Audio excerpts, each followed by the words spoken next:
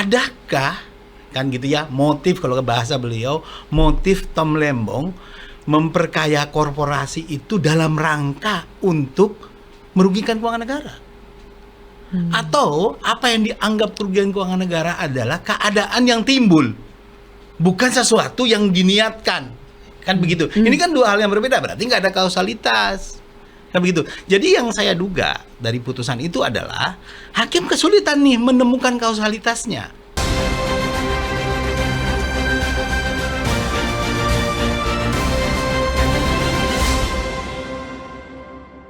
Saya mulai dulu dari Pak Huda yang dengan tegas mengatakan harusnya vonis Pak Tom Lembong itu bebas. Ya. Kenapa Pak Huda? Iya, kan sebenarnya kita punya aturan ya di pasal 183 KUHP. Hakim tidak boleh menjatuhkan pidana kecuali berdasarkan dua alat bukti dan hakim yakin akan kesalahan terdakwa. Ya, ini ada dua masalah. Pertama soal tindak pidananya, actus reusnya.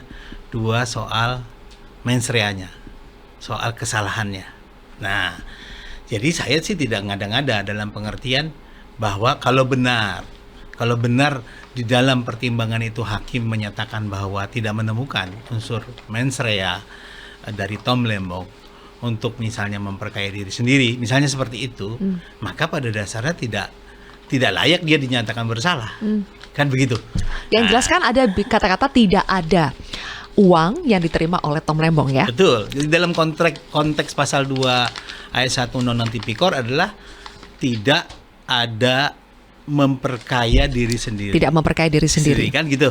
Memang alternatifnya bisa dia memperkaya orang lain atau memperkaya suatu korporasi. Tapi kalau tidak ada persekongkolan, tidak ada permufakatan, tidak ada atur-atur di belakang supaya kemudian memperkaya orang lain atau suatu korporasi, ngapain gitu loh. Karena secara kriminologis teori paling tua tentang sebab orang melakukan kejahatan adalah alasan ekonomi. Urusan menguntungkan diri sendiri, itu yang pertama. Jadi kalaupun benar dia menguntungkan orang lain atau memperkaya orang lain atau suatu korporasi, pasti kan ada apa-apanya nih. Nah, apa-apanya ini yang tidak clear terungkap kan, katakanlah seperti itu. Harus ada kesengajaan kenapa dia mau memperkaya orang lain, begitu Pak? Betul, karena memperkaya itu kata kerja. Harus ada motif juga. Iya, kata kerja itu pasti artinya sengaja. Ya kan gitu. Memperkaya orang lain atau memperkaya suatu korporasi berarti sengaja memperkaya orang lain atau suatu korporasi. Dan selama Anda menyimak fakta persidangan, Anda juga baca kan putusan hakim itu? Tidak ada itu Iya, ditemukan. saya tidak menemukan itu. Jadi dan itu juga di state oleh hakim katanya begitu, bahwa tidak menemukan adanya mens rea. Ya itu yang menjadi rame di publik kan, rame di komentari, bahkan Prof Mahfud yang tadinya berpendapat bahwa ini layak perkara ini disidangkan, layak Tom Lembong jadi tersangka, berbalik arah.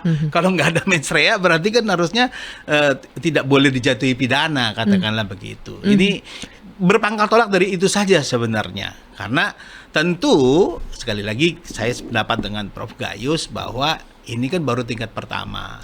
Masih ada kemungkinan nanti berubah di tingkat banding ataupun kasasi. Tapi yang kita cermati adalah apa yang sudah diputuskan di tingkat pertama ini. Gitu. Kita bahas dari mens rea dulu ya. Itu sepertinya yang menjadi inti dari semua perdebatan ini, Prof Gayus. Perdebatan soal mens rea. Harus ada niat jahat. Apakah iya harus ada niat jahat baru dia bisa dipidana? Dan di Tom Lembong ini tidak ada sebetulnya niat jahatnya. Niat jahat itu apakah mudah diukur? Ya, itu tadi pun saya singgung. Niat jahat itu harus ada satu sandingan lain yang bisa memperkuat mens rea yang disebut tidak ada niat jahat.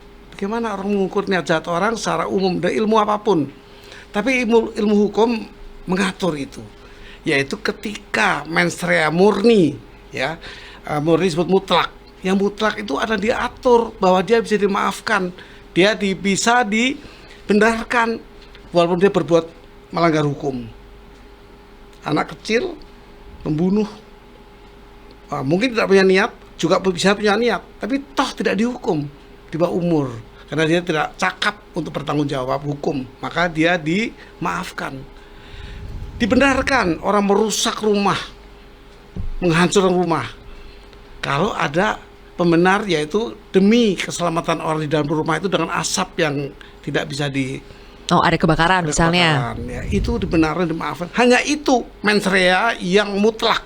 Di luar itu tidak mudah membaca mens rea itu betul-betul tidak ada niat.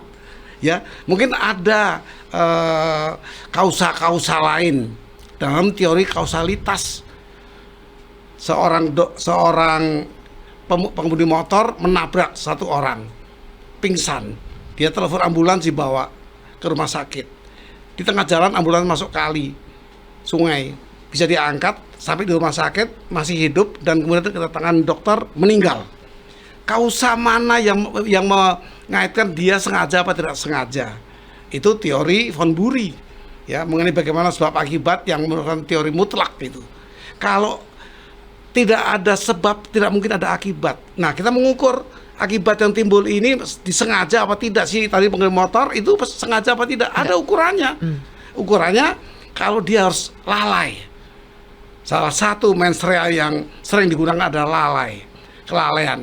Nanti banyak contohnya bagaimana risiko medik, dokter menyuntik dan orang yang mati. Dia nggak punya rencana membunuh, nggak punya rencana pasien itu untuk mati, bahkan dia ketakutan juga karena bisa mati. Tapi lalai. Nah, lalai. Tetap dihukum. 5 tahun. Kalau Tom Lembong gimana, Prof Gayus? Tom Lembong karena berbagai saya hanya mendasar putusan hakim. Ada berhal dia langgar. Ada satu rapat koordinasi dengan Menteri BUMN. Disebutkan di kesepakatan itu stok gula masih cukup 254.000 ton. Tidak boleh impor. Mengacaukan keuangan negara, perekonomian negara. Dia lakukan karena kebijakan ini dianggap dia punya pikiran yang lain. Nah, kita menguji pikiran yang lain ini. Ada mens rea tidak? Kalaupun tidak ketemu dia niatnya jahat, tetapi telah menimbulkan kerugian buat negara tidak kecil. BPKP menemukan 450 miliar. Hakim menghitung yang berbeda. Masih dengan keringan 195 kalau tidak salah. Kerugian negara. Jadi ketidaksengajaan yang membawa dampak. Dia nggak sengaja, dia mungkin bukan tidak sengaja, dia tidak terpikir jahat itu, yes, mungkin bisa begitu. Nggak mudah mengukurnya, tapi katakan betul. Menteri bikin kebijakan kan biasa ya, Prof ya. Terus kalau misalnya kebijakannya ternyata salah gitu, tapi kan namanya menteri harus bikin kebijakan. Salah, ada disebut sebagai unprofessional misconduct. Di situ penyelundupan kebijakan atau penyelundupan dari conduct, ya. Dia menyelundup sebenarnya. Ini juga bisa diperhatikan, dia tidak korupsi, tidak menikmati, tapi dia melakukan suatu penyelundupan terhadap profesional. Dia hakim, dia berkuasa. Kalau itu terbukti, memang dia menjadi salah hakim ini, maka perkara ini menjadi berubah. Tapi ada tempatnya, bukan di umum, bukan dipikirkan masing-masing pro kontra, tapi di sebuah forum yang bernama pengadilan tinggi nanti, kasasi dan PK. Kalaupun jaksa nanti mengambil langkah udah inkrah, dia punya upaya lagi kasasi demi kepentingan umum. Apa salah juga jaksa? Itu diatur. Jadi bagi saya mens rea yang utuh atau yang lengkap adalah kalau bisa diketahui menurut undang-undang pasal 44 sampai 46 KUHP, ya, bahwa memang dia perlu dimaafkan karena yang dilakukan itu dimaafkan, yang dilakukan itu dapat dipahami, dimengerti. Jadi unsurnya pembenar dan pemaaf. Hanya itu kalau bagi saya. Kalau Pak Mahfud disebut tadi akan berpendapat sesempit itu, ya silakan. Baik. Tapi mens rea tidak sempit begitu. Mens rea itu luas sekali. Ya, banyak mahasiswa pramuka camping. Baik. Membuat api unggun, terbakar hutan. Nah, itu mens rea di mana? Dihukum tetap. Baik. Karena kaitan dengan kelalaian. Masih perdebatan soal mens rea nih, Ya. Pak Huda. Kalau Prof Gayus mengatakan dalam kasus Tom Lembong setidaknya kita sulit untuk melihat benar tidak ada mens rea-nya atau tidak gitu. Nah, kalau menurut Anda apakah memang sulit dalam kasusnya Tom Lembong untuk melihat ada niat jahat atau tidak? Ya, sebenarnya nggak sulit. Tadi Prof Gayus sudah jelaskan bahwa ada kausalitas. Memperkaya diri sendiri, orang lain, atau satu korporasi itu kan sebab. Akibatnya kerugian keuangan negara. Kan gitu loh. Jadi kerugian keuangan negara itu adalah akibat yang timbul karena ada perbuatan memperkaya diri sendiri atau memperkaya orang lain atau memperkaya korporasi secara melawan hukum. Gitu. Jadi sebenarnya mens rea tertuju pada itu. Adakah kan gitu ya motif, kalau ke bahasa beliau, motif Tom Lembong memperkaya korporasi itu dalam rangka untuk merugikan keuangan negara?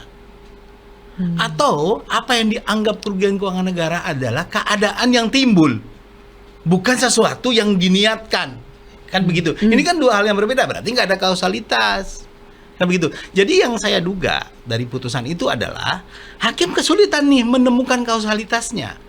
Boleh jadi ada kerugian keuangan negara, katakanlah begitu, ada bea impor yang kurang dibayar, katakanlah begitu, karena yang harus diimpor adalah gula kristal putih, beanya sekian.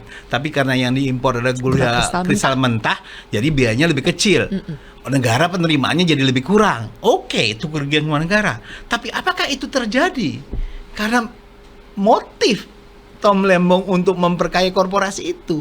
Di sini yang kemudian tidak terungkap dalam persidangan itu yang kemudian ditangkap oleh kita semua. Ada mens rea, katakanlah seperti itu. Pertama itu. Yang kedua, memang mens rea itu diukur dari actus reus, dilihat dari perbuatan-perbuatan yang dilakukan. Tadi Prof Gayus menyontohkan tuh dalam tindak pidana umum, kan begitu. Dia nggak ada niat untuk membakar hutan, tetapi karena ceroboh hutan terbakar. Ceroboh itu mens rea. Ceroboh itu mens rea gitu loh. Bentuk mens rea yang paling rendah. Kan mens rea itu kan kata Prof Gayus itu kan luas tuh, banyak ragamnya. Nah, problem yang utama di dalam kasus Tom Lembong ini sudah diarahkan oleh pembentuk undang-undang bahwa ini dolus. Ini mens reanya harus sengaja. Itu problemnya. Begitu loh. Kalau mens reanya di situ terkandung ada anasir alpa, kulpa, ceroboh, lalai, tidak hati-hati, sangat mungkin ini dianggap perbuatan ini terbukti, kan begitu. Cuma problemnya kan dalam undang-undang sudah menegaskan nih, karena dia menggunakan pertama kata kerja untuk pasal 2 perbuatan memperkaya kan nggak ada yang tidak sengaja. Kalau tidak sengaja namanya terperkaya kan begitu. Kalau disengaja namanya memperkaya. Ini Profesor Satohid nih, guru kita semua nih yang mengajarkan. Setiap penggunaan kata kerja dalam rumusan delik maknai itu sebagai sengaja. Jadi karena kata memperkaya itu kata kerja, berarti dia sengaja. Pasal 3 juga begitu. Bahkan ini lebih jelas lagi, dengan tujuan menguntungkan diri sendiri. Ini di dalam teori hukum pidana namanya okhmerk offset. Sengaja karena maksud. Ada 3 tuh. Sengaja karena maksud, sengaja karena kepastian, sengaja karena keharusan. Ada kelalaian yang disadari, kelalaian yang tidak sadari. Problemnya sekali lagi menurut saya, undang-undang membatasi. Sudah dibatasi. Gitu loh. Mens rea yang terbentuk haruslah mens rea yang bentuknya adalah sengaja. Bahkan okhmerk offset untuk pasal 3. Tidak bisa digunakan mens rea yang lain gitu. Jadi mens rea itu digunakan 2 kali, Mbak. Pertama, ketika pembentuk undang-undang mau menetapkan suatu perbuatan sebagai tindak pidana, dia menggunakan pikiran konsep tentang mens rea. Mana yang harus dilarang? Tentu harus sesuatu yang sengaja atau perbuatan-perbuatan lalai yang berakibat besar, kan begitu? Karena tidak semua perbuatan yang lalai itu dipidana. Hanya yang akibatnya besar saja, mati orang, kebakaran, banjir dan seterusnya, luka-luka orang. Nah, itu pertama. Tapi yang kedua adalah ketika hakim menerapkan pasal itu dalam kasus konkret, gitu loh. Jadi hakim ini terbelenggu oleh undang-undang yang mengharuskan membentuk mens rea berdasarkan kesengajaan. Sementara dari fakta persidangannya tidak tergambar, gitu loh. Ini yang kemudian menurut saya hakim berkesimpulan bahwa tidak ditemukan mens rea Tom Lembong untuk memperkaya diri sendiri. Ini yang kata kejaksaan tidak ada aliran Tom Lembong perkaya sendiri. Itu kan cuma versi bahasanya saja. Ya, kejaksaan bilang tidak ada itu hakim mengatakan Tom Lembong tidak punya mens rea. Yang ada hakim hanya mengatakan Tom Lembong tidak menerima uang. Betul, itu makanya tadi saya katakan bahwa saya berharap sebenarnya putusan ini bisa mengakhiri pro kontra dalam masyarakat. Masyarakat ini pro kontra kan. Pertama adalah benarkah orang yang tidak mendapatkan keuntungan pribadi, memperkaya diri sendiri bisa dianggap korupsi. Kan begitu. Saya berteori, sebenarnya ini teori yang sudah saya sampaikan di Mahkamah Konstitusi karena pasal 2 pasal 3 ini diuji sebelum diputus. Saya katakan memperkaya orang lain atau memperkaya korporasi itu memperkaya diri sendiri secara tidak langsung. Kalau itulah yang diputuskan oleh hakim, misalnya begitu, kan menyelesaikan problem nih. Juga menyelesaikan problem berhubungan dengan bisnis. Ini kan jadi ngeri-ngeri sedap nih para importer. Berikutnya yang jadi terdakwa nih para importer, kan begitu. Mereka semua ini kan potensial nih. Bukan, ini baru satu menteri ya. Menteri perdagangan ada berapa nih? Ada berapa importir yang juga nanti akan jadi terdakwa? Katakanlah misalnya ini terus berlanjut. Inilah yang sebenarnya kita harapkan bisa diselesaikan dengan putusan hakim. Roskopon mengatakan hakim itu adalah agen perubahan. Hakim itu melakukan social engineering, melakukan rekayasa sosial. Hakim itu dengan putusan-putusannya itu terbentuklah satu pemahaman baru. Nah sayangnya dalam kasus ini kontroversinya makin lebar. Jadi cocok banget nih jadi si paling kontroversi. Kontroversinya makin lebar gitu loh. Dan itu yang kemudian jadi saya sayangkan gitu ya. Saya tidak, ya itu kan kebebasan hakim. Artinya hakim boleh memilih, boleh memutuskan apapun itu juga. Tapi itu yang kita sayangkan karena kontroversinya tidak makin menyempit, tidak selesai di tengah masyarakat, malah makin melebar. Malah makin melebar.